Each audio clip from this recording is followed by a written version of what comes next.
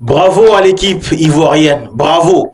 Sérieusement, cette équipe-là est en train de nous apprendre que dans cette CAN, never give up pour rien. La Côte d'Ivoire dans cette CAN, c'est le slogan parfait de John Cena. Never give up. Never give up. Ça, en tout cas, c'est ce que la Côte d'Ivoire est en train de nous apprendre, n'est-ce pas, durant toute cette CAN. Commençons par le match de phase des poules. Et là, n'est-ce pas, huitième de finale, quart de finale. Aujourd'hui, encore, la Côte d'Ivoire nous sort une masterclass du mental. Une masterclass, n'est-ce pas, de l'endurance. C'est ce qu'on appelle en anglais, n'est-ce pas, fighting spirit. Ça, il faut l'avoir pour aller au bout de cette CAN. Il faut l'avoir pour aller au bout d'une compétition. Sauf que sur ce coup-là, le Mali n'en avait pas. Le Mali avait la technique, le Mali avait l'organisation, le Mali avait le collectif, mais le Mali n'avait pas le mental. C'est ce qui a plombé cette équipe. De part, n'est-ce pas, durant, n'est-ce pas, toute la rencontre. Voyons d'abord ce que Emers Faé nous a concocté comme, n'est-ce pas, compo. Parce que apparemment, ce gars, il est venu avec une certaine baraka comme pas possible. Ça veut dire que depuis qu'il a été nommé sélectionneur de la Côte d'Ivoire, Emers Faé apporte une certaine baraka, une certaine chance, n'est-ce pas, qui l'accompagne, n'est-ce pas, tout au long de cette campagne, qui permet à la Côte d'Ivoire d'exister, qui permet à la Côte d'Ivoire de bien, n'est-ce pas, être présent dans cette compétition. Alors, on part avec la compo. Emers Faé qui commence avec Yaya Fofana, Ndika et Kosunu, Conan Ghislain et Serge Aurier comme latéraux, Max-Alain Gradel, Seko Fofana, Kessié, Pépé, Seri et Kwame. On va comprendre que Emers Faé a voulu, n'est-ce pas, évoluer en 4-2-3-1. Ça veut dire qu'il voulait presser haut et question de mettre mal à l'aise la technicité, n'est-ce pas, du milieu malien. Là, en tout cas, le match il commence sur les chapeaux de roue. Pourquoi? Parce que de prime abord, la Côte d'Ivoire concède un penalty. Tu vois, quand tu concèdes un penalty, déjà bien avant ce péno, il y avait une situation litigeuse qui pouvait, n'est-ce pas, permettre au Mali d'avoir un penalty. Sauf que là, le joueur malien était hors jeu. Ça n'a pas permis à ce que l'arbitre puisse sanctionner la défense ivoirienne. Mais là, j'ai senti qu'il y avait quelque chose qui clochait, n'est-ce pas, dans la tête de Odilon Kosunu. Parce que sérieusement, ce gars, il a le mental. Je le connais, n'est-ce pas, depuis Bayer Leverkusen, n'est-ce pas, en Allemagne. C'est un gars qui est talentueux. Mais malheureusement, sur ce coup-là, il n'était pas dedans. Il n'était pas dans son match. Il commence déjà par être freiné mentalement par cette action qui n'a vraiment pas apporté grand-chose. Mais il fallait juste s'y attendre parce que quelques minutes plus tard, le gars est récidive. Le gars, il permet à l'équipe malienne d'obtenir, n'est-ce pas, un péno, d'obtenir, n'est-ce pas, un penalty. Pourquoi? Parce que il a su mal, n'est-ce pas, il a su mal lire, n'est-ce pas, la trajectoire du ballon. Il est allé chuter directement, n'est-ce pas, sur le joueur malien. C'est péno et carton jaune. Il n'y a pas débat, il n'y a pas discussion. Mais là où ça coince, c'est que on ne savait pas, on ne s'attendait pas à ce qu'il y avait un gardien du nom de Yaya Fofana. Un bon gardien du SCO d'Angers, jeune, 23 ans, qui sort ce pénalty. Non mais façon, il s'est couché rapidement au sol. Façon, il est allé rapidement au sol. Ça, en tout cas, c'est la marque de fabrique des grands gardiens. Même si ça fait très longtemps, depuis Jean-Jacques Tizier, la Côte d'Ivoire n'a pas eu un grand gardien. C'est vrai, il y a eu Gbou, le gardien du TP Mazembe, mais je sens que Yaya Fofana, c'est quand même un gardien qui va apprendre, n'est-ce pas, au sein de cette sélection, et il va arriver, il va imposer de son impact, même si il y a encore une marge de progression à faire, une marge de progression à réaliser.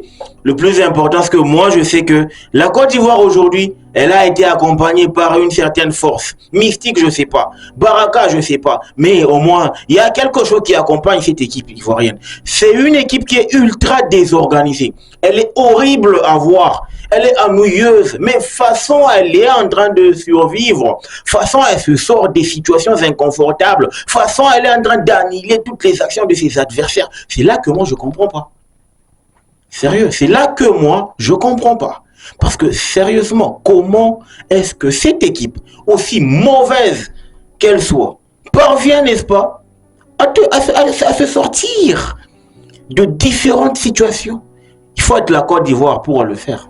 Il faut être la Côte d'Ivoire pour le faire. Emers Faye, je ne sais pas ce qu'il est animé. En tout cas, il a sorti une masterclass. Après le rouge de Dylan Kosunu, je pense il a su, n'est-ce pas, revoir son système. Il est repassé à un truc de 5, un truc de 4, 5, 1, 3, 5, 1, je ne sais pas trop. Mais c'était un truc comme ça, je vois, décalé, n'est-ce pas, Gradel à droite, tu sors Pépé pour un défenseur, Boli qui entre. Donc en gros, il a essayé de chambouler son système pour mettre en mal cette équipe malienne. C'est là que moi je me suis dit que la Côte d'Ivoire avait un mental que le Mali n'en avait pas. Pourquoi? Parce que le Mali, à partir du moment où la Côte d'Ivoire a été réduite à 10, c'est officiel. Le Mali n'a plus créé des occasions. Le Mali ne faisait que tourner en rond, de couloir en couloir, de couloir en couloir. On n'a jamais vu, n'est-ce pas, la possibilité de cette équipe malienne de pénétrer au cœur du jeu. C'est à jouer, ça rôdait toujours de couloir en couloir. Et on n'a jamais vu, n'est-ce pas, cette équipe malienne inquiéter de fort belle manière cette équipe ivoirienne. C'est pour ça que moi je me suis dit qu'il fallait un mental. Et la Côte d'Ivoire avait un mental. Pour un petit scoop, pour une petite anecdote, j'étais en train de discuter avec deux potes aujourd'hui via WhatsApp, etc.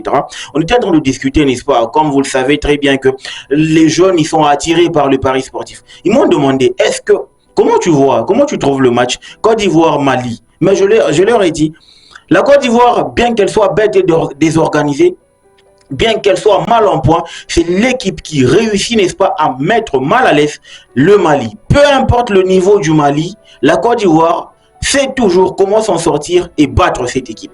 J'étais en train de le dire comme ça, mais parce que je savais, j'avais cette ferme conviction que la Côte d'Ivoire a une certaine, n'est-ce pas, force qui lui permet d'aller à bout, n'est-ce pas, de son adversaire qui est le Mali au jour d'aujourd'hui.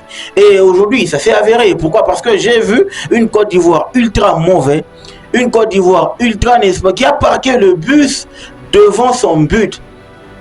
La Côte d'Ivoire avait une seule mission. La Côte d'Ivoire avait juste une seule mission. Aller aux tirs au but. C'est ça, c'est là qu'est sa force. C'est là qu'est sa force. Mais, on ne va pas se leurrer. Le plus important, c'est que dans cette canne, je l'ai dit, il faut être pragmatique, il ne faut pas être beau. Même notre sélectionneur, Sébastien Desabre, l'a dit, il faut être pragmatique. C'est une canne de travail et non pas une canne de surprise. Parlons de la RDC, le futur, n'est-ce pas, adversaire de la Côte d'Ivoire. Moi, je voulais avoir la Côte d'Ivoire parce que nous, on a ce que la Côte d'Ivoire n'a pas.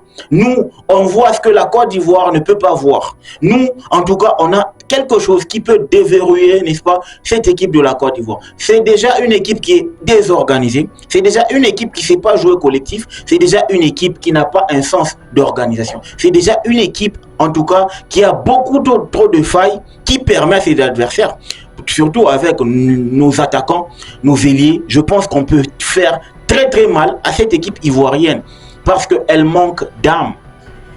Elle manque, n'est-ce pas, cet état d'esprit, même si elle a un mental d'aller au bout. Mais je pense que la Côte d'Ivoire, là, elle va tomber sur un adversaire qui aussi, sa marque de fabrique, c'est le mental, la force collective, ainsi que l'entraîneur intelligent.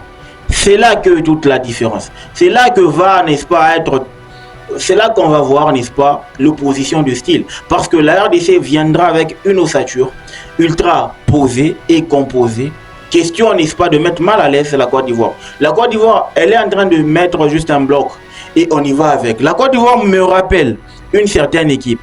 La Guinée équatoriale, lors de la CAN 2013. Cette Guinée-là, elle était ultra chiante à voir et ultra, n'est-ce pas, moribonde. Mais malheureusement, elle était juste poussée par une vague, elle était poussée par une force que je ne comprenais pas d'où ça venait. Mais en voyant cela, j'ai compris que la Côte d'Ivoire, c'est typiquement ce que la Guinée équatoriale nous a produit en 2013. La Guinée équatoriale du temps de Balboa, Émile Onsou et même Iban Edou, il était là. Il était là, Iban Edou. Donc je pense que demi-finale Côte d'Ivoire, RDC, c'est la demi-finale que j'attendais. Parce que déjà, statistiquement parlant, on est mano à mano Côte d'Ivoire RDC. Et deux frères qui se croisent. Et c'est pour nous une terre qui nous réussit. La terre ivoirienne. On est la dernière équipe, n'est-ce pas, centrale africaine à avoir battu, n'est-ce pas, la Côte d'Ivoire à domicile. C'était en 2014. On l'a fait. Et moi, je pense, si j'ai bonne mémoire, même si la Guinée équatoriale l'a aussi fait, mais en termes de position de style, en termes de grande nation d'Afrique centrale, de football, je pense que la RDC est la dernière sélection. Et là, on est en train de voir que la RDC va jouer encore une fois cette Côte d'Ivoire-là. La dernière rencontre entre ces deux sélections remonte, n'est-ce pas, en Côte d'Ivoire remonte en 2014. On s'était imposé 4-3. Je me rappelle, c'est l'épopée où on a connu, n'est-ce pas, l'ascension de Kebano, Kabananga, Yannick Yala Bolafié. En tout cas, j'espère que on va donner, n'est-ce pas, une leçon de football, en toute humilité, bien sûr, à cette nation de la Côte d'Ivoire. Donc, les gars, dites-moi ce que vous en pensez en commentaire. N'oubliez pas de vous abonner, de liker, de partager la vidéo. Le football mérite d'être vécu. Ciao.